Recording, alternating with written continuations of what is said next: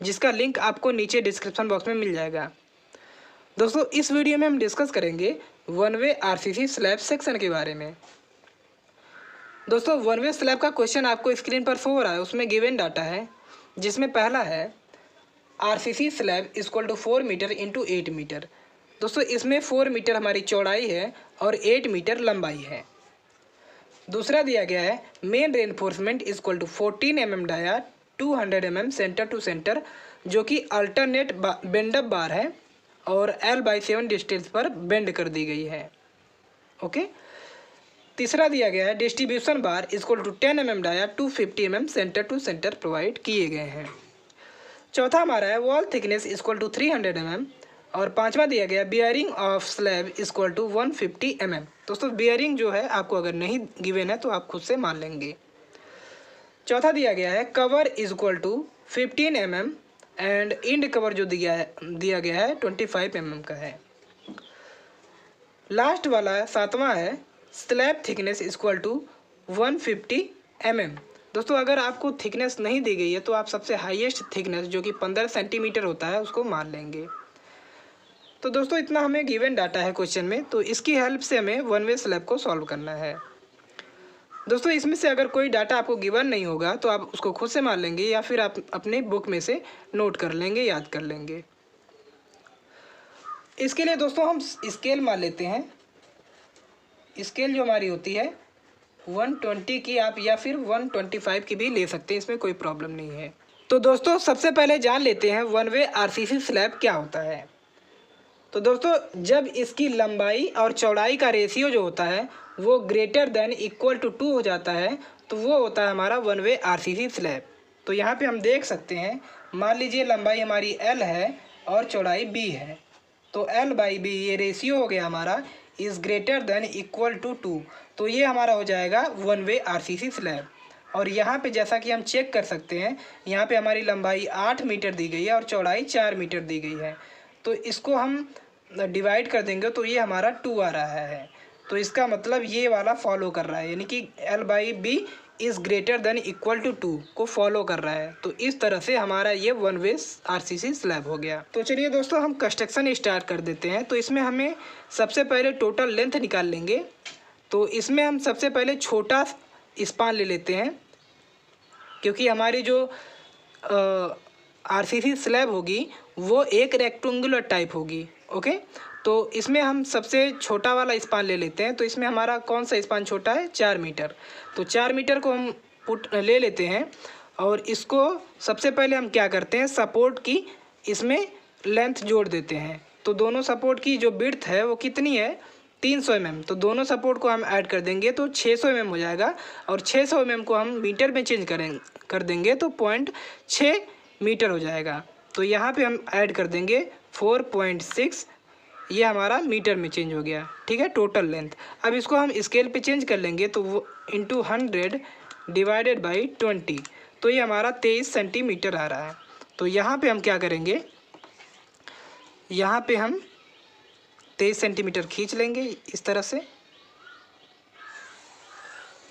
यहाँ से इस तरह से हमने टोटल लेंथ खींच ली। दोस्तों अब इसको क्या करेंगे, हम नीचे की तरफ बढ़ा लेते हैं, यहाँ से भी और ठीक यहाँ से भी हम नीचे की तरफ बढ़ा लेते हैं। दोस्तों इसको आप कुछ भी ले सकते हैं जो आपको सूटेबल हो, देखने में अच्छा लगे। दोस्तों अब यहाँ पे बियरिंग दी गई है, हमें कितना है, 150 mm बियरिंग दी गई है। तो यहाँ पे हम क्या करेंगे, जो हमारी आरसीसी स्लैब है, पहले यहाँ पे हम अपने वॉल थिकनेस को खींच लेते हैं। कितना है, 300 mm है। तो 300 mm को हम जब स्केल पे चेंज करेंगे तो 1.5 सेंटीमीटर आएगा। तो यहाँ पे आ गए। अब इसके बाद यहाँ पे भी हम कर देंगे इस तरह से 1.5 सेंटीमीटर, दोनों तरफ हमारी वॉल की थिकनेस हो गई। अब इसके बाद बियरिंग हमारी 150 mm है। ओके, तो 150 mm को हम स्केल पे चेंज कर लेंगे तो कितना आ जाएगा, ये आ जाएगा 0.75। इसको हम 8 mm भी ले सकते हैं। ठीक है, तो यहाँ पे हम ले लेते हैं इस तरह से। तो यहाँ पे हमने ले लिया और ठीक यहाँ से भी ले लेंगे। तो अब यहाँ से हमारी जो डेप्थ दी गई है, आरसीसी स्लैब की जो थिकनेस दी गई है वो 150 यानी कि 8 mm ले लेते हैं यहाँ से। यहाँ से इस तरह से हमने ले लिया और इसको आगे तक बढ़ा देंगे हम, यहाँ तक बढ़ा देंगे और यहाँ से भी इसको हम मिला लेंगे। ओके, अब इसके बाद क्या करेंगे, यहाँ पे हमारी वॉल थिकनेस जो है इसको खींच लेंगे, क्योंकि हमने पहले से पॉइंट लगा रखा था तो इसमें हमें आसानी रहेगी। और इसको हम क्या करेंगे, कंटिन्यूस कर देंगे, क्योंकि दीवार जो हमारी है नीचे की तरफ इस तरह से जाएगी। इसको हम इस तरह से कंटिन्यूस कर देंगे, ठीक है। और ठीक यहाँ से भी यही काम कर लेंगे। यहाँ पे हमने पॉइंट लगा रखा है तो इसमें कोई प्रॉब्लम नहीं होनी चाहिए।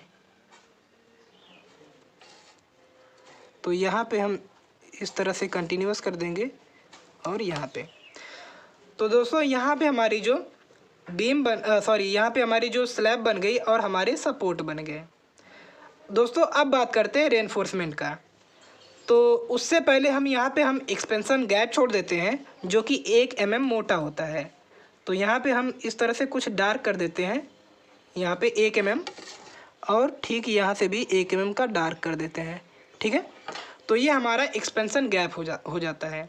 दोस्तों जब हमारे स्लैब में जब प्रसार होगा, जब गर्मी पड़ेगी तो इसमें हमारा प्रसार होता है, कंक्रीट में प्रसार होता है। तो जब हम यहाँ पे गैप छोड़े रहेंगे तो यह इसको कवर कर लेगी। दोस्तों 1 mm का मतलब है 2 सेंटीमीटर, तो 2 सेंटीमीटर दोनों तरफ जब ये फैलेगी तो कवर कर लेगी।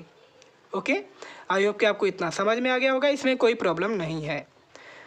तो दोस्तों अब बात करते हैं रेनफोर्समेंट का। तो यहाँ पे रेनफोर्समेंट दिया है, मेन रेनफोर्समेंट 14 mm डाया का है और 200 mm centre to centre provide किया गया है, जो कि अल्टरनेट बेंड अप बार है। मतलब अल्टरनेट का मतलब ये होता है कि एक हमारी जो एक साइड में हमारी बार बेंड रहेगी और दूसरे साइड में नहीं रहेगी। फिर जब दूसरी बार आएगी तो वो लेफ़्ट साइड में बेंड अप होके और राइट साइड में नहीं होगी। तो जब हम सेक्शनल प्लान बनाएंगे तो आपको समझ में आ जाएगा। ये हमारा अभी एल सेक्शन है, ठीक है। तो यहाँ पे हम कवर ले लेंगे। कवर हमारा कितना दिया गया, 15 mm दिया गया, यानी कि ऊपर और नीचे हमारा जो कवर है वो 15 mm का है। और जो हमारे यहाँ पे जो सिरे पे है, इंड सिरे पे हमारा कवर जो है वो 25 mm का है। तो यहाँ पे हम जब कवर ले लेंगे 15 mm का तो इसको हम स्केल पे चेंज करेंगे तो लगभग 1 mm आ जाएगा। तो यहाँ पे आप खींच लेंगे इस तरह से। तो यहाँ पे हम खींच लेते हैं यहाँ इसको, और इंड सिरे पर लगभग 2 mm आ जाएगा, तो 2 mm हम छोड़ देंगे। तो यहाँ से हमने ये मेन बार खींच लिया। ओके, तो यहाँ तक तो आपको समझ में आ गया होगा। अब इसके बाद कहा जा रहा है कि इसको यहाँ से बेंड अप कर दिया जा रहा है, यहाँ